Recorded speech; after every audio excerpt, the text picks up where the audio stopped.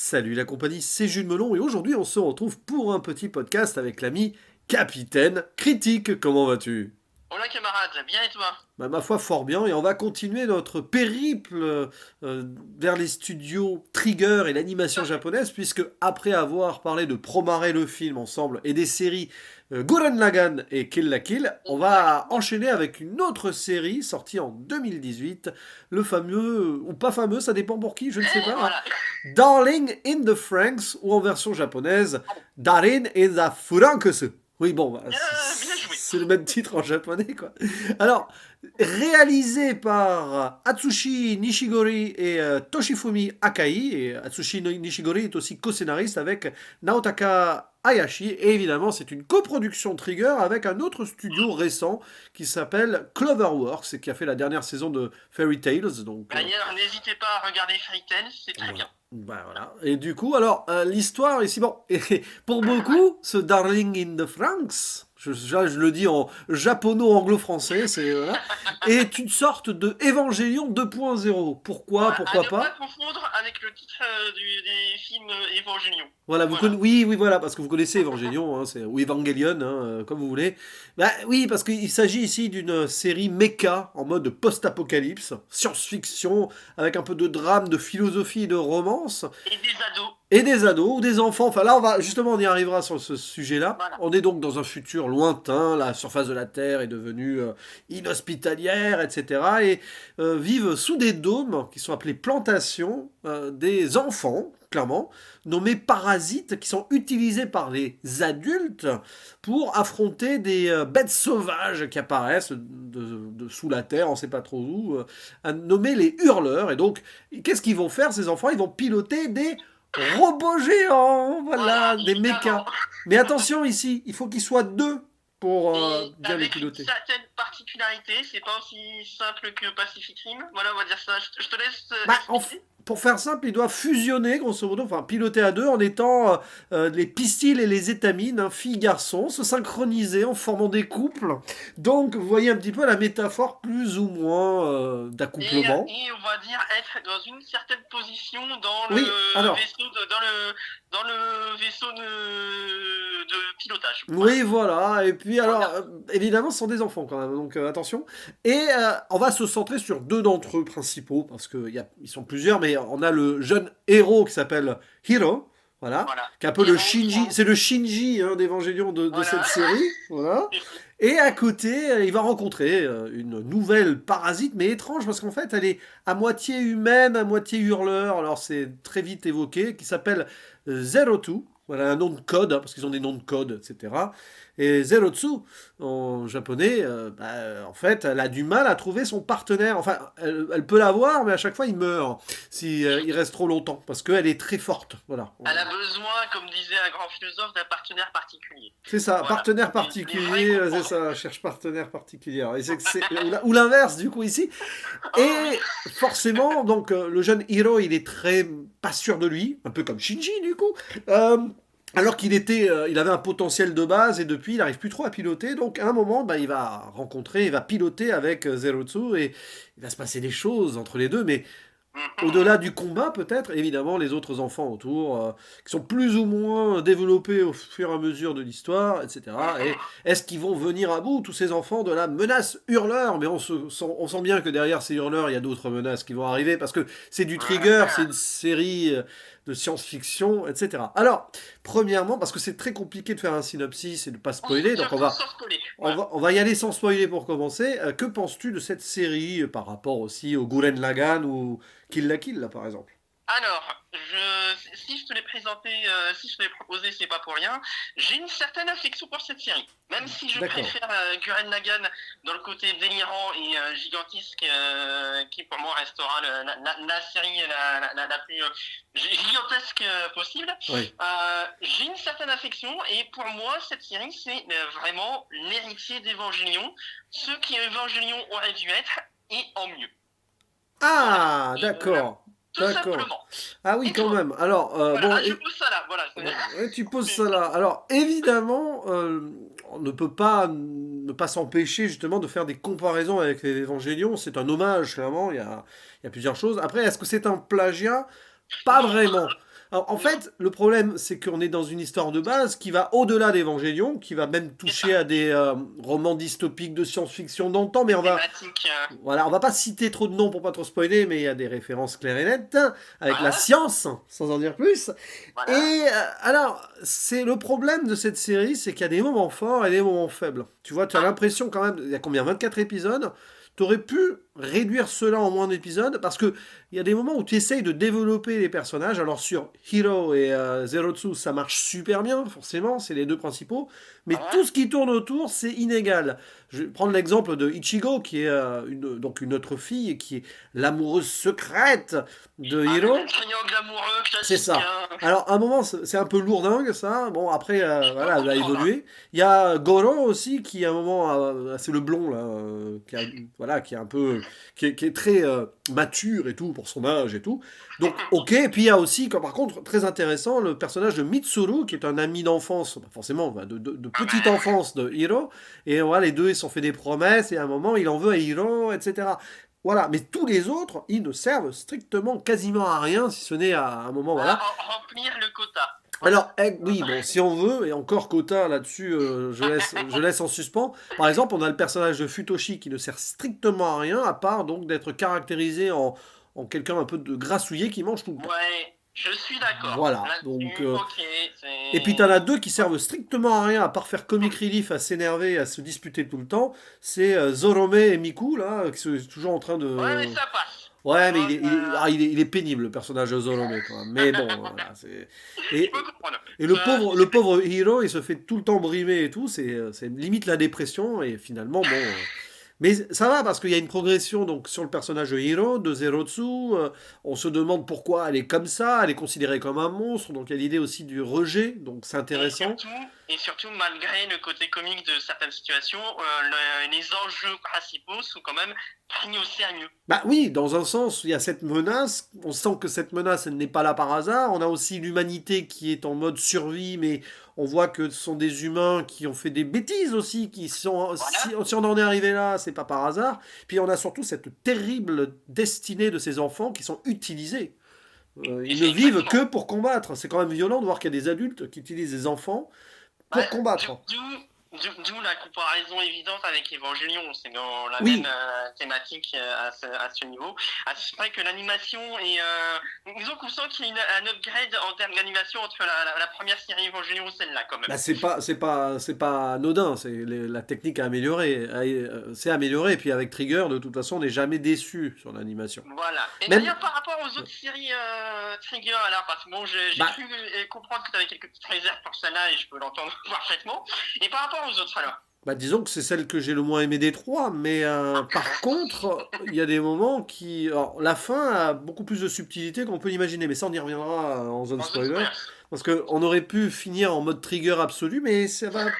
on voit qu'il y a une coproduction avec un autre studio, ils ont voulu peut-être aller ailleurs, mais bon, voilà, après... Peut-être potentielle saison 2. Mais j'en vois pas trop l'intérêt non plus, mais au moins avec une fin un peu plus ouverte, on va dire que Gurren Lagann ou Kill la Kill. Ouais, tu peux faire une forme de spin-off suite, on y reviendra aussi. Voilà. Mais ouais. Puis bon, après, on n'a pas parlé. Bon, les hurleurs en tant que tels, ils ont leur design différent. Bah, c'est un peu comme les anges d'Evangelion. Il y en a des plus petits, il y en a des plus gros. Hein, on va dire ça comme ça. Et c'est vrai qu'à un moment, on se dit, mais qu'est-ce que c'est que ces machins? Et on sent bien que ça cache un truc. Voilà, et c'est l'intérêt justement de montrer, mais sans trop en dire. Oui. Justement. Le fameux show don't tell, là, pour le coup, est mis à l'épreuve dès le départ. Alors oui, ça prend son temps, et c'est vrai qu'il faut attendre vraiment le milieu de la saison et de la série, du coup, pour bien comprendre les enjeux au-delà. Et c'est vrai que, si on veut, là, il y a quelques épisodes au début, c'est un poil long, justement, là-dessus. Mais bon, ça prend son temps, c'est le système développé. Voilà, on est avec les personnages, on s'attache à eux, puis après... mais est-ce qu'on peut vraiment s'attacher à eux? Parce que c'est un peu redondant dans leur caractère, quand même, hein, quand ils sont tous ensemble. En tout cas, les deux personnages principaux. Oui, évidemment, eux, oui. D'autant plus qu'on voit que Hiro, il prend confiance avec cette fille qui a été rejetée, comme lui, il est en train d'être rejeté d'ailleurs, donc il y a un parallèle. Et elle est touchante, hein, Zerotsu, même si elle est un peu sûre d'elle-même, elle a une quête particulière. Voilà. Mais touchante, classique mais efficace. Voilà, c'est une fille avec des cornes et tout. La première vraie rencontre et tout entre les deux dans le lac, là, bon, Hein, voilà presque surnaturel, on va dire ça comme ça, voilà. c'est ça, c'est la fille du lac, quoi. C'est pas. Après la dame du lac, voilà. C'est ça, c'est la dame du lac. Mais Voilà. non, mais voilà, l'héroïsme est questionné aussi dans cette série, donc ça c'est aussi intéressant. Et en même temps, avec certaines armes, la référence au chevalier de la table ronde n'est pas si anodine que Il y ça, a mine de rien. peut-être des liens. Il y a peut-être des liens. On voit qu'il y a forcément un folklore derrière qui influence Voilà, l'ensemble. Donc, là où Évangélion était la religion chrétienne, et en un oui, sens, Arthur et les chevaliers de la table ronde, t'as aussi la religion chrétienne c'est ça. Mais dans le lot. beaucoup d'animations japonaises voilà, puisent leurs références sur le folklore local, mais aussi sur des mythes généraux occidentaux. Hein. Donc, c'est ça qui est intéressant. Mais vu l'évolution de la Terre, on peut imaginer que tous les mythes sont un peu mélangés là aussi, parce que c'est vrai que. Ah, ça sera encore un autre débat. Et alors, pourquoi le titre? Alors, on peut expliquer une partie du titre et pas l'autre Ah encore. ouais, attention parce que Oui.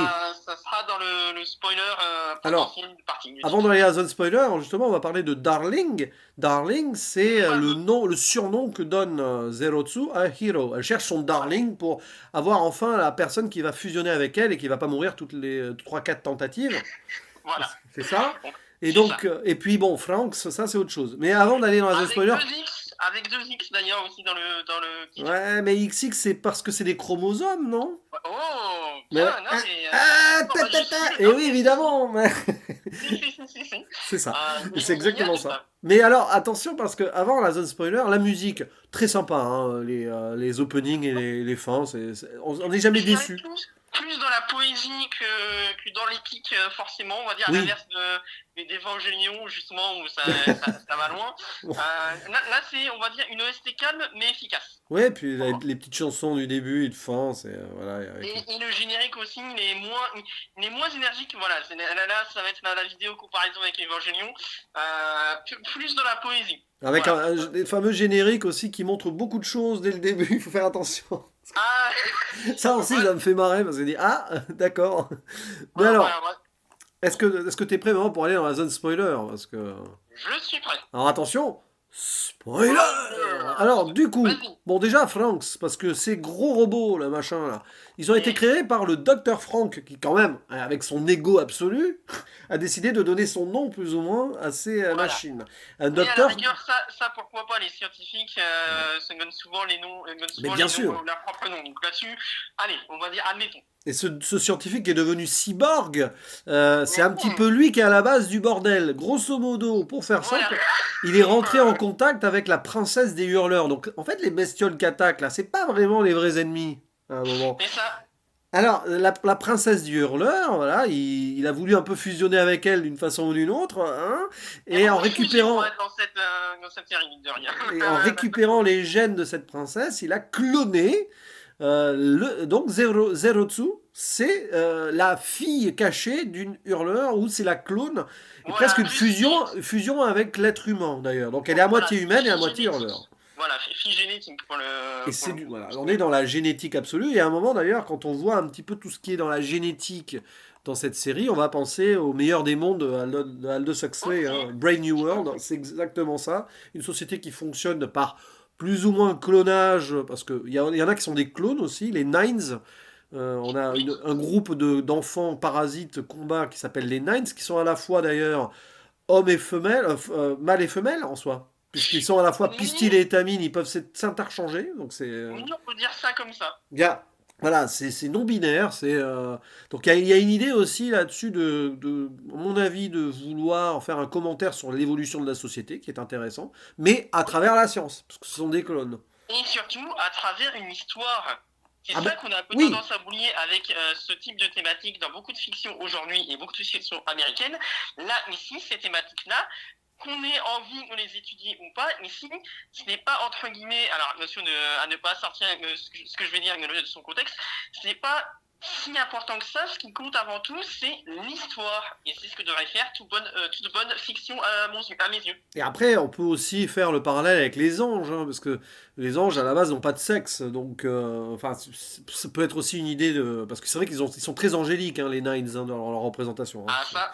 Et en plus, avec Zerotsu et ses fameuses cornes alors, aussi, diaboliques. qui, elle, est plutôt le démon, oui, c'est ça. Voilà, la tentatrice.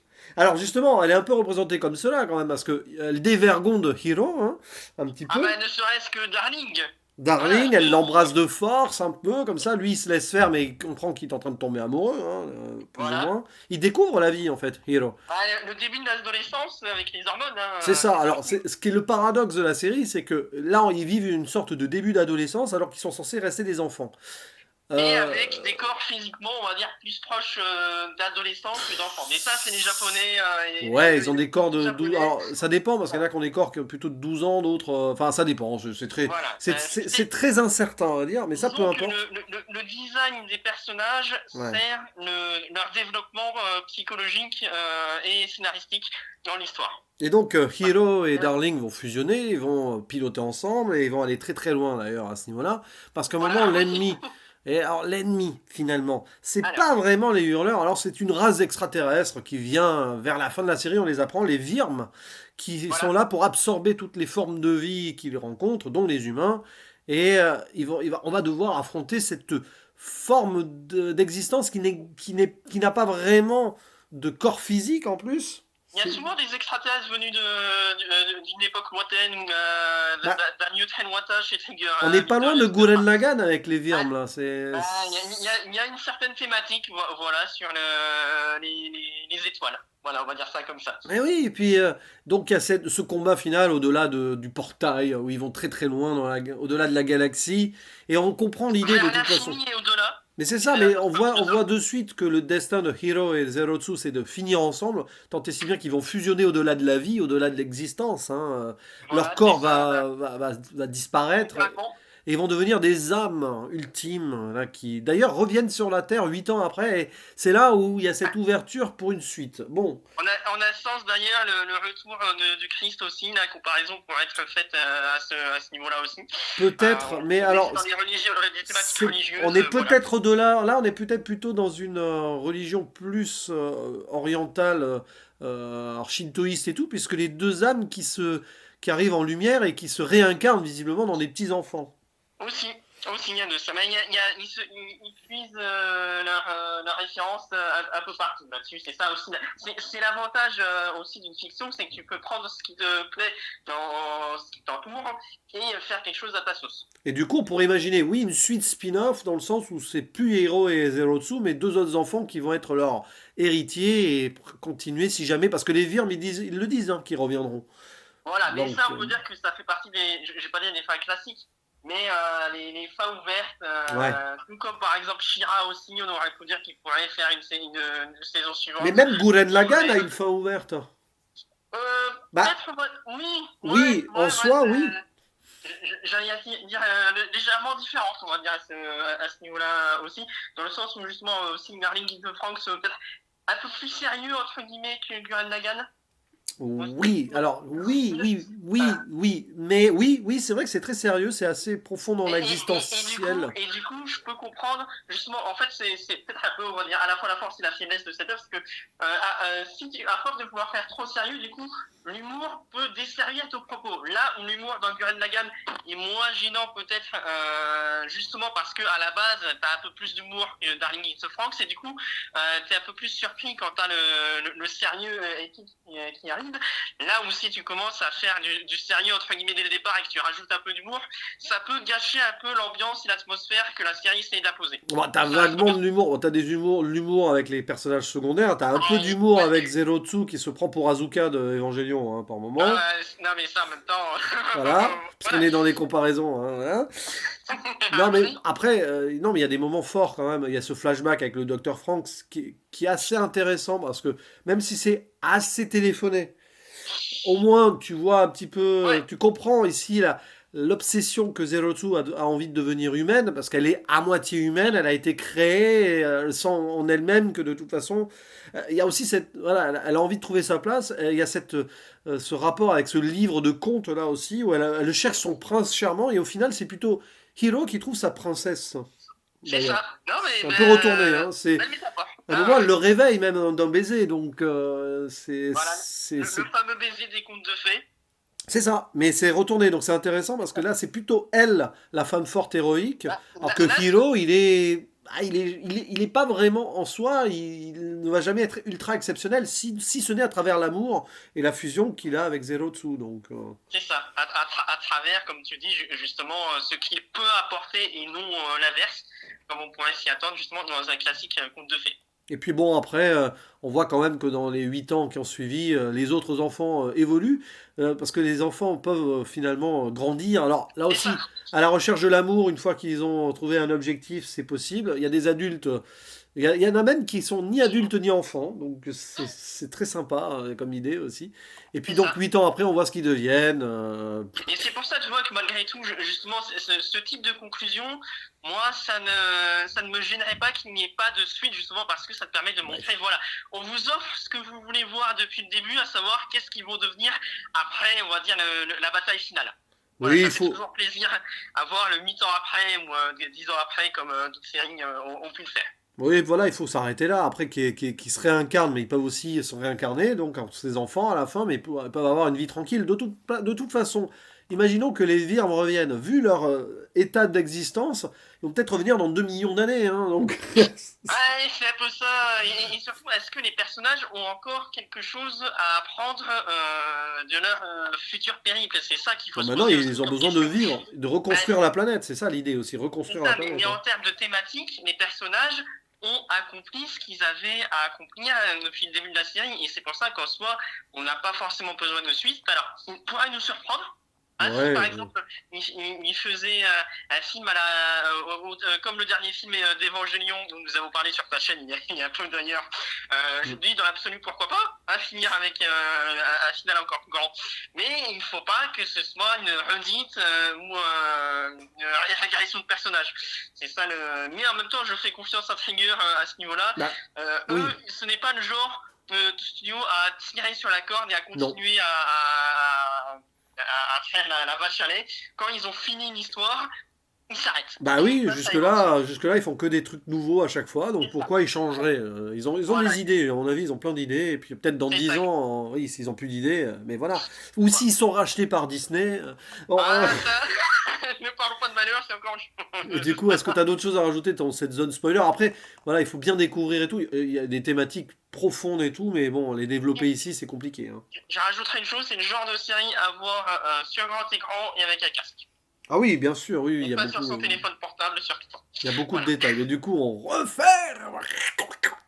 la zone spoiler. J'ai presque fait un bruit de hurleur là, à la fin. Oh, c'est ça. Et du coup, bah alors, tes derniers mots pour conclure et donner ta note sur ce Darling in the Franxx. Alors, si on n'avait pas vu le dernier film Evangelion sorti il y a quelques temps, je t'aurais dit que je préférais Darling in the Franxx à Evangelion. Oh là là, même la série de base. Même la série Oh de là base, là là là. surtout pour la fin. Quel scandale! Non, je plaisante, bien sûr. C'est ton avis, c'est ton droit. Bon, voilà, mais j'ai un affect pour ce studio Trigger. Mais il y a eu le film d'Evangelion qui a un aussi niveau. Cela dit, pour rester sur Darling in the Franxx, disons que si vous êtes habitué du studio Trigger, vous risquez d'être surpris par le côté un peu plus sérieux et posé que les autres productions de ce studio, mais vous ne serez normalement pas déçu du voyage. Et si je devais lui donner une petite note en toute objectivité subjective, bien sûr, ça serait un petit 10 sur 10. Ah, tout petit Tout alors. simplement. Bon. Voilà, tout simple. Là où Gurren Lagann, c'est un gros 10 sur 10, tout comme Kid Lakin, et Promarella, c'est un petit. Ça va. Parce qu'il faut quand même être sévère par moment.